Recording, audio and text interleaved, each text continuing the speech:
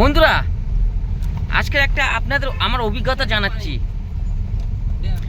আমাদের পশ্চিমবাংলায় পুরুলিয়া পার করে 41 কিলোমিটার দূরত্বই আপনার অযোধ্যা যে পাহাড়ের যে মুরুগামা ড্যামটা এত সুন্দর জায়গা।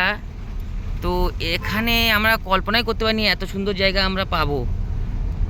আমরা যখন ট্যুরটা করেছিলাম ভেবেছিলাম পুরুলিয়ায় যাব, অযোধ্যা ওখানে হয়তো সাধারণত নর্মাল একটু কোনো পাহাড় পাবো, কিন্তু দেখছি এখানে এত সুন্দর ভিউ পাচ্ছি আমরা, দেখে চান খুশি আছে। আপনারা আসতে পারেন এখানে বেঁচেতে, আপনারা কোন সময়ের মধ্যে এখানে আসতে পারেন, খুব ভালো লাগবে।